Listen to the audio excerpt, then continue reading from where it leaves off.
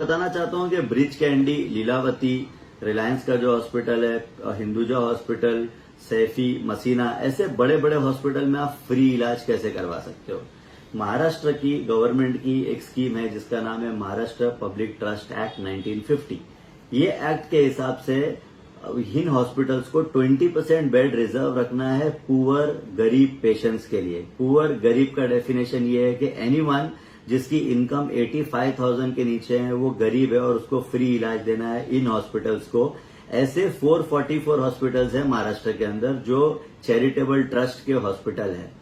इसी तरह से 85,000 से 1,65,000 की जिसकी इनकम है उनको 50% कंसेशन या डिस्काउंट देना है इलाज के दौरान।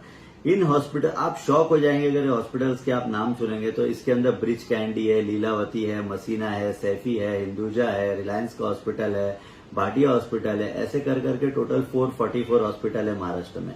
टोटल 10,000 बेड है जो रिजर्व है पुअर पेशेंट्स के लिए।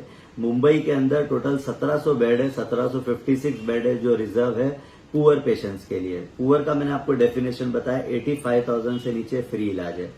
आपको क्या करना है, आपको सिर्फ 2 डॉक्यूमेंट चाहिए। एक हो गया आपका आधार कार्ड, दूसरा आपको इनकम सर्टिफिकेट बनवाना पड़ेगा। इनकम सर्टिफिकेट आपको बनवा के इन हॉस्पिटल्स को कांटेक्ट करना पड़ेगा और इनको बोलना पड़ेगा कि आपको ये चैरिटी के अंदर एडमिशन चाहिए।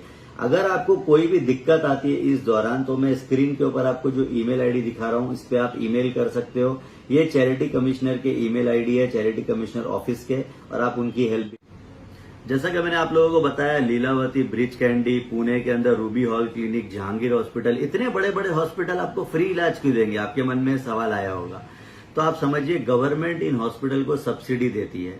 इनको जो मेडिकल इक्विपमेंट्स है इसके अंदर सब्सिडी मिलती है, इंपोर्ट ड्यूटी फ्री मिलती है, इनको ये सारा सब्सिडाइज रेट में मिलता है।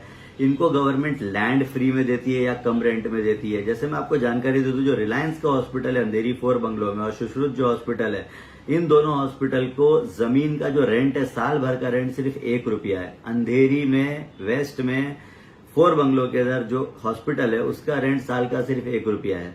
उसी तरह से ये सारे हॉस्पिटल्स को बहुत सारी फैसिलिटी दी है गवर्नमेंट ने। इलेक्ट्रिसिटी और वाटर का जो इनका बिल है इसमें एग्जेम्पशन मिलता है, इनकम टैक्स में इनको एग्जेम्पशन मिलता है। बहुत सारे हॉस्पिटल को एफएसआई फ्री दी गई है कि उनको डेवलप करने के लिए, अगर उनका 4 फ्लोर है तो 5वां 6वां फ्लोर बनाने के लिए दिया गया है। तो ऐसी बहुत सारी दिगर फैसिलिटीज गवर्नमेंट इनको देती है, जिसकी वजह से गवर्नमेंट ने इनको कहा है कि आप अपने हॉस्पिटल में 20% बेड को रिजर्व रखेंगे।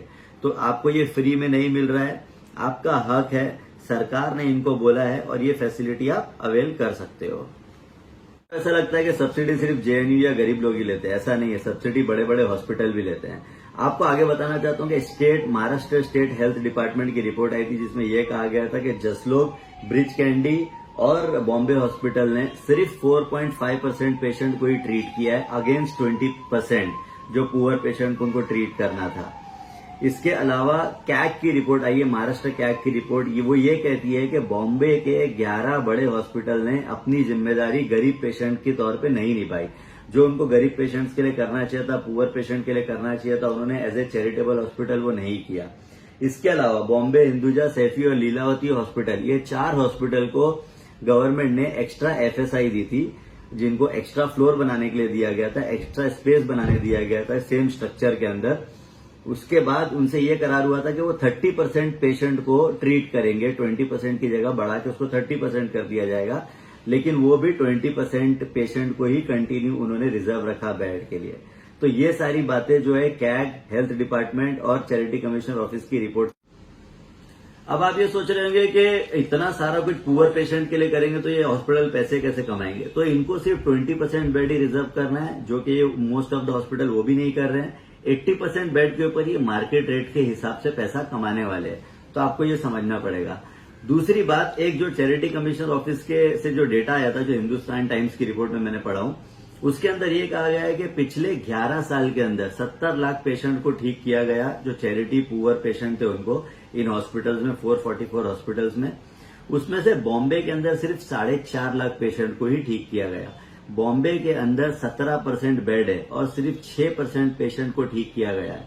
जो बॉम्बे के चैरिटी कमिश्नर थे शिव कुमार धीगे, उन्होंने भी एक बयान दिया था और उन्होंने कहा था कि जो मुंबई के जो बड़े चैरिटेबल हॉस्पिटल है वो अपनी जिम्मेदारी नहीं निभा रहे हैं।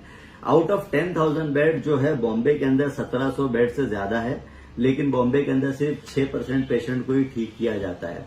तो ये सारा चैरिटी कमिश्नर की डेटा में बाहर आया है रिपोर्ट। यहां तक 2018 में चैरिटी कमिश्नर को एक नोटिफिकेशन निकालना पड़ा और इन हॉस्पिटल्स को कहना पड़ा कि अपने नाम के आगे चैरिटेबल लगाए, ताकि लोगों को पता चले कि चैरिटेबल हॉस्पिटल हैं। इसके अलावा मेरे कुछ सजेशन है जो गवर्नमेंट को मैं देना चाहता हूं, जो लोग अगर ये वीडियो पहुंचता है उन तक तो उनको देना चाहता हूं। पॉइंट नंबर 1, इन हॉस्पिटल्स को अपनी वेबसाइट पे ये बताना चाहिए कि चैरिटी के अंदर कितने बेड अवेलेबल है। पॉइंट नंबर 2, जो चैरिटी कमिश्नर की ऑफिस है उसका जो वेबसाइट है वहां पे क्यूमुलेटिव डेटा होना चाहिए सारे चैरिटेबल हॉस्पिटल्स का, कि कहां पे बेड अवेलेबल है, कितने बेड अवेलेबल है और पेशेंट कहां जा सकते हैं। इनकम क्राइटेरिया को एक बार देखने की जरूरत है, क्योंकि आज की तारीख में 85,000 का मतलब बहुत कम होता है, जो कि महीने का मेरे ख्याल से 7-8 हजार है। आज की तारीख में 25,000 कमाने वाला आदमी भी गरीब है, तो उसको भी एक बार रिव्यू करना चाहिए कि ये इनकम क्राइटेरिया इसका बढ़ाना चाहिए। 3 लाख 4 लाख भी लोग साल का कमा रहे हैं उनको भी इस स्कीम में ऐड करना चाहिए। 85,000 1,65,000 ये बहुत कम है। इसके अलावा मैं ये भी कहना चाहता हूं कि वार्ड लेवल के ऊपर जो लोग हैं, जो वार्ड ऑफिसर्स बैठे हुए हैं, जो लोकल लेवल पे जो लीडरशिप है, उनको भी ये बात लोगों तक अवेयरनेस करना चाहिए कि ऐसी कोई स्कीम है। तो इन चैरिटेबल हॉस्पिटल को भी अपने रिसेप्शन एरिया में एक एलईडी लगाना चाहिए और वहां पे बताना चाहिए कि कितने बेड अवेलेबल है, कितने बेड खाली है, कितने बेड यूज हो रहे हैं चैरिटी में, 20% जो कोटा है उसमें से। और मैं आप लोगों से, महाराष्ट्र की जनता से एक सवाल पूछना चाहता हूं, क्यों आपको किसी मीडिया ने नहीं ये बताया? क्यों आपको अर्नब गोस्वामी में रात में 9 बजे जब वो पूछता है, भारत प्रोग्राम करता है, तो नहीं बताया?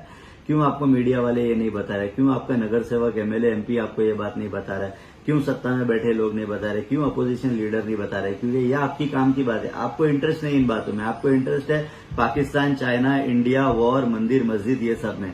आप लोगों को सही सवाल पूछना पड़ेगा। आप लोगों को पूछना पड़ेगा कि अगर आज कोरोना वायरस के दौर में 8 से 10 लाख रुपए तक किसी का बिल आ रहा है हॉस्पिटल में, इलेक्ट्रिसिटी का बिल ज्यादा आ रहा है, तो आपको ये मुद्दे की बात करना पड़ेगी जब आपका नेता मुद्दे की बात करना शुरू करेगा। आप जब तक भटकते रहोगे आपको भटकाया जाएगा। मैं आप सबसे रिक्वेस्ट करना चाहता हूं, इस वीडियो को ज्यादा से ज्यादा शेयर कीजिए, सारे व्हाट्सएप ग्रुप में शेयर कीजिए, एफबी पे शेयर कीजिए, यूट्यूब में शेयर कीजिए, सब जगह शेयर कीजिए। चैनल को सब्सक्राइब कीजिए।